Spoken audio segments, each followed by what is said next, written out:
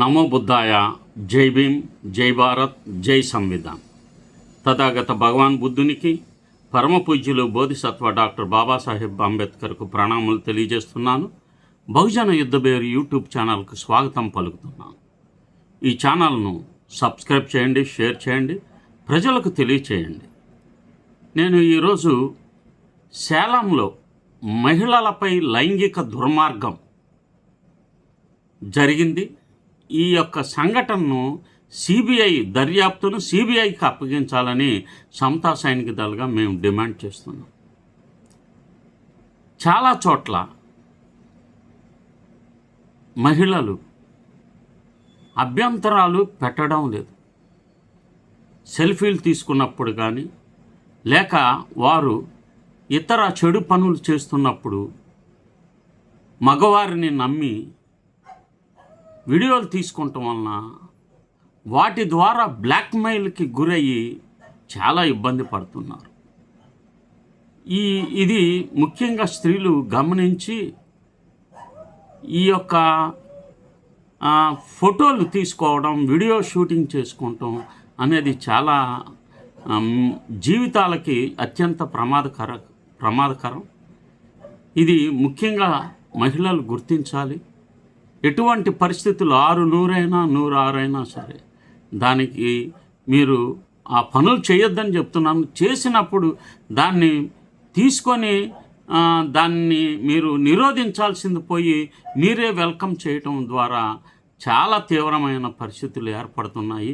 అది బ్లాక్మెయిలింగ్కి, డబ్బులు సంపాదించడానికి, అసాంఘిక శక్తులు వీటి మీద సంపాదన చేసుకొని చేయటానికి కొంత యూట్యూబర్స్ వచ్చిన తర్వాత సీక్రెట్ కెమెరాలు పెట్టి వాళ్ళని బ్లాక్మెయిల్ చేయటం కూడా జరుగుతుంది. తమిళనాడులోని సేలం నగరంలో వెలుగులోకి వచ్చిన లైంగిక దోపిడీ, బ్లాక్మెయిల్ కేసు దేశవ్యాప్తంగా పెద్ద ఆందోళన కలిగిస్తుంది. ఒక వ్యక్తి అనేక మంది మహిళలను లైంగికంగా దుర్వినియోగం చేసి వారి వ్యక్తిగత వీడియోలను రికార్డ్ చేసి వాటిని ఆధారంగా చేసుకొని బెదిరింపులకు పాల్పడుతున్నట్లు వచ్చిన నేరాలు కేవలం ఆరోపణలు కావు. ఒక నేరగాడి వికృత ప్రవర్తనను మాత్రమే కాకుండా సమాజంలో మహిళల భద్రత ఎంత సున్నితమైన స్థితిలో ఉంది కూడా తెలియచేస్తుంది. కనుక ఎటువంటి పరిస్థితుల్లో వాటిని అలౌ చేయకూడదు. ప్రస్తుతం బయటకు వచ్చిన వివరాల ప్రకారం ప్రధాన నిందితుడు మణికందన్ అనే వ్యక్తి, టీవీకే పార్టీ అని కొన్ని సోషల్ మీడియాలో వచ్చింది. అతడు మహిళలపై లైంగిక దాడులు చేసి వారి వీడియోలను రహస్యంగా చిత్రీకరించి తరువాత వాటిని బయట పెడతానని బెదిరించి మరింత దోపిడీకి పాల్పడినట్లు ఆరోపణలు ఉన్నాయి. ఆల్రెడీ ముఖ్యమంత్రి విజయ్ గారు ఇలాంటి వారిని చంపివేయమని కూడా చెప్పారు ఈ మధ్య ఒక పాప విషయంలో. కనుక కొంతమంది మహిళలను లైంగిక వ్యాపారంలో కూడా నెట్టివేసినట్లు అనుమానాలు వ్యక్తమవుతున్నాయి. ఈ కేసులో 50 మంది పైగా మహిళలు బాధితులుగా ఉండవచ్చని పరిస్థితి తీవ్రతను తెలియజేస్తుంది. ఈ ఘటనలో అత్యంత ఆందోళనకరమైన అంశం ఏమిటంటే, ఇంత పెద్ద స్థాయిలో ఒక వ్యక్తి మాత్రమే పనిచేశాడా అంటే కాదు. వాడి వెనకాల ఏ శక్తులు ఉంటాయి. అవి రాజకీయ శక్తులైనా లేక అసాంఘిక శక్తులైనా అవ్వచ్చు, లేక మరొక నెట్వర్క్ అయినా ఉందనే ప్రశ్న. సాధారణంగా ఇలాంటి కేసుల్లో బాధితులు మానసిక ఒత్తిడి, బ్లాక్మెయిల్, డిజిటల్ బెదిరింపులు మరియు ఆర్థిక దోపిడీ కలిసి మొత్తంగా పనిచేస్తాయి. అందువల్ల ఈ కేసును కేవలం ఒక వ్యక్తి నేరంగా కాకుండా వ్యవస్థీకృత నేర కోణంలో దర్యాప్తు చేయాలనే డిమాండ్ ఉంది. ఈ కేసుని సిబిఐకి అప్పగిస్తేనే కానీ దీని నిజాలన్నీ కూడా బయటకు రావు. ఈ సంఘటన చాలామందికి 2019లో తమిళనాడును కుదిపివేసిన పొల్లాచి లైంగిక దోపిడీ కేసును గుర్తిస్తుంది. ఆ కేసులో కూడా మహిళలను మోసం చేసి వీడియోలు తీసి వాటితో బ్లాక్మెయిల్ చేస్తూ లైంగిక దాడులకు పాల్పడిన ముఠా బయటపడింది. అనంతరం కేసు సిబిఐకు బదిలీ అయి పలువురు నిందితులు శిక్షింపబడ్డారు. అయితే సేలం సంఘటనపై కూడా ఇదే తరహా పోలిక ఉంది. ఆల్రెడీ ఒక ఇన్సిడెంట్ జరిగింది అక్కడ గతంలో. కానీ ఈ మధ్య తమిళనాడు క్రైమ్కి చాలా పెద్ద ఎత్తున అవకాశాలు వచ్చేసినాయి. ఈ కేసును ఖండిస్తూ చాలామంది రాజకీయంగా పనిచేస్తున్నారు. సామాజిక స్థానం ఎవరు ఏంటి కులం అనేది చూడకుండా అరెస్టు చేయాలనే డిమాండ్ ఉంది.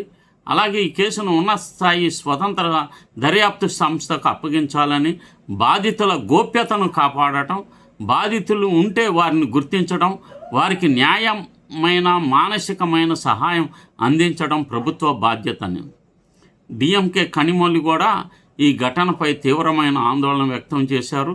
బాధిత మహిళ భద్రత, గౌరవం మరియు న్యాయం అత్యంత ప్రాధాన్యంగా ఉండాలని పేర్కొన్నారు. ప్రభుత్వం పూర్తి స్థాయిలో దర్యాప్తు జరిపి బాధ్యులందరినీ చట్టం ముందు నిలబెట్టాలని ఆవిడ కోరారు. ఈ ఘటన మన సమాజానికి కొన్ని తీవ్రమైన ప్రశ్నలను ముందుకు తెస్తుంది.